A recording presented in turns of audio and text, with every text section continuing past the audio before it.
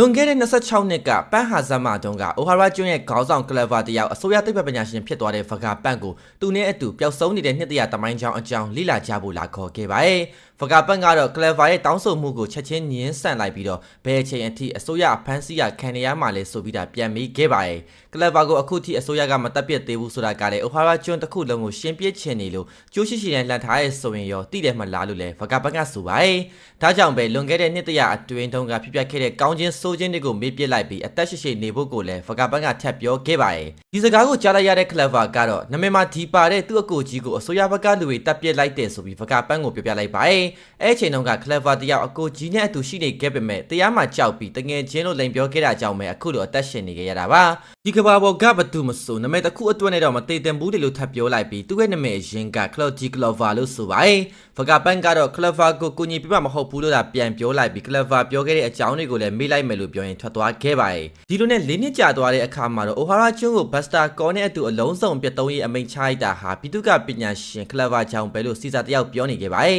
။နောက်ဆိုရင်ပျောက်ဆုံးနေတဲ့နှစ်တရာတမိုင်းချောင်းကိုဘသူကမှသူတိနာလုပ်ရဲတော့မှာမဟုတ်ဘူးလို့လည်းစီစာကချက်ပြောနေခဲ့ပါတယ်။အဲ့နောက်မှာတော့ဗကာပန့်တယောက်၈နှစ်အရွယ်ကလေးမလေးနီကိုရောဘင်ကိုဝရမ်းထုတ်ထားခဲ့တာကိုပါတွေ့လိုက်ရပါတယ်။ဒါကြောင့်ပဲအိုဟာရာကျွန်းကိုဗကာပန့်တယောက်ပန်းစည်းလေးရှူသွားပေးခဲ့ကကလဗာအတွက်မြေရီကြလာခဲ့ပါတယ်။အိုဟာရာကျွန်းမှာတော့စာအုပ်တွေအများကြီးဖျက်ဆီးခံရပြီးဒါတွေကိုကာကွယ်ဖို့အသက်ပေးသွားခဲ့တဲ့ကလဗာအတွက်ဝမ်းနဲ့လို့နေခဲ့ပါတယ်။လက်ရှိအချိန်မှာတော့ဗကာပန့်ရုပ်တံကဆက်လက်ထုတ်လွှင့်နေစေဖြစ်ပြီးအရှုံးသမားတွေရဲ့အတန်ကတော့ပင်လယ်အောက်နစ်မြုပ်သွားခဲ့ပြီးဘာမှမကြားရတော့ဘူးလို့ပြောနေခဲ့ပါတယ်။တစ်ဖက်မှာလည်းရောဘင်တယောက်ဗကာပန့်ပြောတာတွေကိုနားထောင်နေနေပဲမျက်ရည်တွေစီးကြလို့နေခဲ့ပါတယ်။တောင်စန်ဆန်နီပေါ်မှာလည်းဇိုတယောက်နက်စယူကိုပြန်ရောက်လာနေပြီမို့လို့ရွေးမြန်လွှင့်ဖို့လက်ကိုလှမ်းပြောလိုက်ပါတယ်။လစ်ကနက်စယူကိုရှိနေလို့ပဲတင်မောကထွက်မရသေးရလို့ပြန်ပြောလိုက်ပြီးတောင်စန်ဆန်နီဟာကုတ်တီဘတ်နဲ့ဆိုရင်1ကီလိုမီတာလောက်လွှင့်သွားမယ်ဆိုရင်ပဲနက်စယူကတားဆီးလိုက်ရင်ပြန်ပြေးမဲ့ကိစ္စကပြီးသွားမှလို့ဆိုပါတယ်။ကြားအပြင်တွက်ချက်မှုတွေအရဆိုရင်လည်းတောင်စန်ဆန်နီဟာပင်လယ်ထဲကျမှမဟုတ်ပဲပျက်စီးသွားလိမ့်မယ်လို့လစ်ကထပ်ပြောလိုက်ပြီးတင်မောထွက်ဖို့ဆိုရင်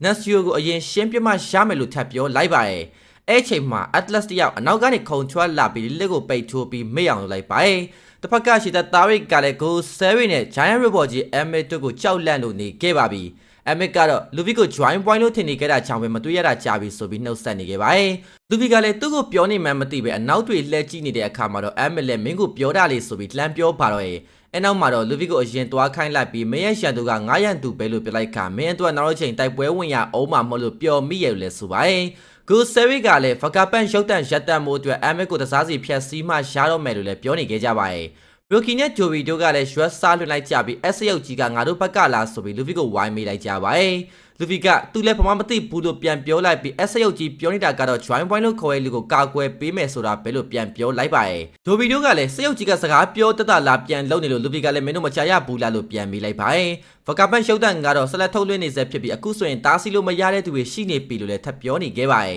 ။အဲ့ချိန်မှာပဲဂျူပီတာကိုတိုက်ခိုက်ဖို့အတွက် Emmett ကြီးလည်းသူ့ရဲ့လက်ကိုစမ်းထုတ်ပြလိုက်ပါတယ်။ဒါကိုမလိုက်ရတဲ့ Frankie နဲ့ Luffy တို့ကတော့အရန်လက်နဲ့တိုက်ကွက်မရတော့မဲ့ထင်ပြီးစိတ်တွေလှုပ်ရှားလို့နေခဲ့ကြပါပြီ။ဂျူပီတာကလည်း Emmett ကိုတိုက်ခိုက်ဖို့ဝင်လာတဲ့အခါမှာတော့ Emmett ကြီးတယောက်သူ့လက်နဲ့ထိုးဖို့လိုက်တဲ့ဆိုပေမဲ့တန်ကြီးတွေတက်နေလို့အငွေ့တွေထွက်လာခဲ့ပါတယ်။ဂျူပီတာက Emmett ကိုပိတ်ကိုက်ပေးလိုက်ပြီးဖြတ်စီးပြဖို့လုပ်နေတဲ့အခါ Luffy တို့ကလည်း robot ဆိုပြီးလမ်းအောက်ခေါ်နေခဲ့ကြပါတယ်။အဲ့ချိန်မှာပဲစာတန်ကပါမင်းတို့ကိုအလှမပေးနိုင်ဘူးဆိုပြီး Great Eric တင်မောဘကိုခုန်တက်လို့လာခဲ့ပါတယ်။တစ်ဖက်မှာလည်းတတိမင်းတဲ့ Lilith ကို Atlas တယောက် system တစ်ခုထည့်ပေးလိုက်ပြီး ယူဆိုင်ထားပေးဖို့ Straw Hat တွေကိုပြလိုက်ပါတယ်။အသားအဆီးတွေကိုတော့သူ့တာဝန်ထားလို့ပြလိုက်ပြီးပြန်တန်းဖို့အစနစ်လှုပ်ထားလိုက်တော့လို့ဆိုက Nesio စီပြန်သွားခဲ့ပါတယ်။ Straw Hat တွေအကုန်လုံးလဲပင်လယ်ထဲကိုပြန်တန်းဖို့အတွက်တာဝန်ကိုစီယူလိုက်ကြပြီးတော့ Brook ကိုလည်းကောက်တီ bus ကိုတုံးခိုင်းလိုက်ပါတယ်။ Nesio ကလည်းသူ့ကိုတားဆီးဖို့ရောက်လာတဲ့ Atlas ကိုဓာတ်နဲ့ခုတ်လိုက်တယ်ဆိုရင် Atlas ကတော့လက်အပြတ်ခံပြီး Nesio ကိုပါတောင်စင်ဆန်ရဲ့လမ်းကြောင်းကနေတွန်းထုတ်သွားခဲ့ပါတယ်။ Nesio ကလည်းဒါဟာကိုစတေးတဲ့လောက်ရတာဆိုပြီးနောက်တစ်ချိန်ဓာတ်နဲ့ခေါ်ရတဲ့အခါမှာတော့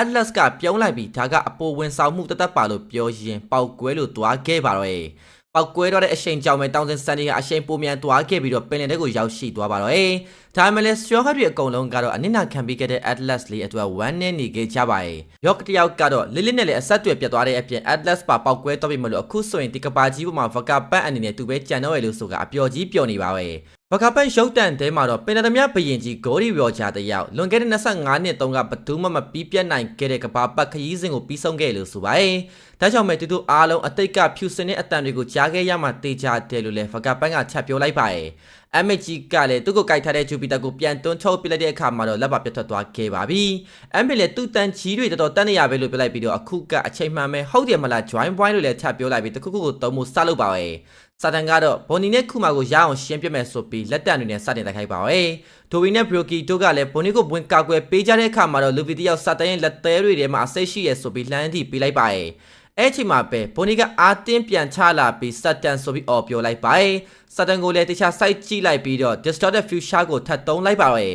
။စတန်ကလည်းဘော်နီကိုအရင်တပ်ဖို့လိုက်တဲ့အခါမှာတော့လူဗီကဝင်တားစီပေးလိုက်ပါရဲ့။ဘော်နီက Gear 5 Nika ဖောင်ကိုပြန်ပြောင်းသွားပြီးစတန်ကိုသူတိုက်ခိုက်မယ်လို့လှမ်းပြောလိုက်တဲ့အခါလူဗီကလည်းဟုတ်တယ်ဘော်နီမင်းတိုက်ခိုက်ကွာလို့လှမ်းပြောလိုက်ပါရဲ့။ဖကပတ်ရုပ်တန်တဲမှာတော့ပျောက်ဆုံးနေတဲ့နှစ်တရသမိုင်းချောင်းကိုပြန်လဲတန်းသားမဲ့ရက်ကတနေ့တော့ရောက်ရှိလို့လာလိမ့်မယ်လို့လည်းပြောနေခဲ့ပါရဲ့။တကယ်တော့ကုန်းမြေအားလုံးကိုနင်းမြုပ်စေတဲ့လူဒုကပ်ပေးကြီးမှာတုံးခဲ့တဲ့လက်နက်ကတယောက်ရဲ့ခွင့်ပြုချက်နဲ့အတူဒီနေ့ဒီအချိန်ထိတည်ရှိနေသေးတယ်လို့လည်းဆိုပါရဲ့။ဒါအပြင်အခုချိန်ထိကြန့်ရှိနေတဲ့ရှားပါမြို့နယ်စုတွေကိုမျိုးသုံးစေတဲ့အထိတွန်းအားပေးခဲ့တာတွေကလည်းသမိုင်းချောင်းရဲ့တရားမှုတွေကြောင့်ပဲလို့ဖကပတ်ကချက်ပြောလိုက်ပါရဲ့။စတန်ကဘိုနီကိုအတော်ဆိုးရွားလာတဲ့အတူရောင်ကောင်မဲလို့ပြောပြီးစတက်ခိုက်လိုက်တဲ့အခါဘိုနီကလည်းခနာကိုကြီးပြစ်လိုက်ပြီးတော့တိုက်ခိုက်လိုက်ပါရဲ့။ဘော်နီကိုထိခိုက်စေမဲ့စာတန်ရဲ့တိုက်ကွက်တစ်ကိုလည်းလူဗီကတားဆီးပေးနေကြတဲ့လို့ဂျိုင်းယန်တွေကလည်းနေကဥဆောင်မှုနောက်ကိုလိုက်ဖို့အော်ပြောနေခဲ့ကြပါရဲ့။ဘော်နီကဒေါသတွေအတော်လေးထွက်နေပြီးသူ့အဖေခုမာအပေါ်ဘလို့တောင်လုံးရဲရရလဲဆိုပြီးအော်ပြောလိုက်ပါရဲ့။ဒါအပြင်သူမရဲ့အမေအပေါ်လှုပ်ခဲ့တာတွေကိုလည်းခွင့်မလို့ပေးနိုင်ဘူးလို့လည်းထပ်ပြောလိုက်ပါရဲ့။စတန်နိုးလို့ကိုဆယ်တွေကနတ်ဖျားလည်းဖြစ်စီရအကြောင်းမရှိပေမဲ့တကယ်နတ်ဖျားကတော့ရှိတယ်လို့သူရဲ့ကောင်းနေဆိုတာကလည်းရှိရလို့ပြောလိုက်ပြီးတော့တကယ်တော့တားမိတာဖ3ယောက်အတူတူရှိချင်ကြရုံပဲလို့ဆိုပါရဲ့။တယောက်တည်းနေရတဲ့ဆိုင်တည်သွားတဲ့ကမှပိုကောင်းအောင်မယ်လို့လည်းတွေးခဲ့ဘူးပေမဲ့မိဘတွေကပျော်ရွှင်စွာမွေးဖွားပေးခဲ့လို့အသက်ရှင်နေမှဖြစ်မယ်ဆိုပြီးဘုန်နီတယောက်မျက်ရည်နဲ့အော်ပြောပြလိုက်ပါရဲ့။မျိုးလုံးထဲမှာလည်းဘုန်နီတယောက်မွေးဖွားလာပြီးတော့ကျေးဇူးတင်ပါတယ်ဆိုပြီးပြောနေတဲ့မိဘနှစ်ပါးရဲ့မျက်နှာကိုမြင်အောင်လို့လာခဲ့ပါရဲ့။အဲ့နောက်မှာတော့ဘုန်နီတယောက်နိခါပန့်ချ်ကိုသုံးမိုးလိုက်တာကြောင့်ပဲလူဗီကပ်အနောက်ကနေကူတိုက်ခိုက်ပေးဖို့လုပ်ပါတော့ရဲ့။စတန်ရဲ့မြက်ခွက်ကိုလည်းဘုန်နီတယောက်နိခါပန့်ချ်နဲ့ပိတ်ထိုးပေးလိုက်တဲ့အခါမှာတော့အနောက်ကနေလူဗီကပ်ဂတ်လင်ကန်နဲ့စိုက်ထိုးပေးလိုက်တဲ့အခါစတန်လည်းလွဲမှာထွက်သွားခဲ့ပါတော့ရဲ့။ဒါလေးကတော့ One Piece episode 1152ဖြစ်ပြီးတော့153ကိုတော့စတင်ပြီးတော့ပါမယ်။နောက်ထွက်တဲ့အခါကျရင်တင်ပြီးတော့ရမယ်ကျေးဇူးအများကြီးတင်ပါတယ်ကျွန်တော်ကတော့ဆက်မှာပါ channel လေး subscribe လေးမလုံးဝနေလုပ်ပြီးတော့ခဲ့ကြပါအောင် like လေးနေပြီးတော့ခဲ့ကြပါအောင်ကျေးဇူးအများကြီးတင်ပါတယ်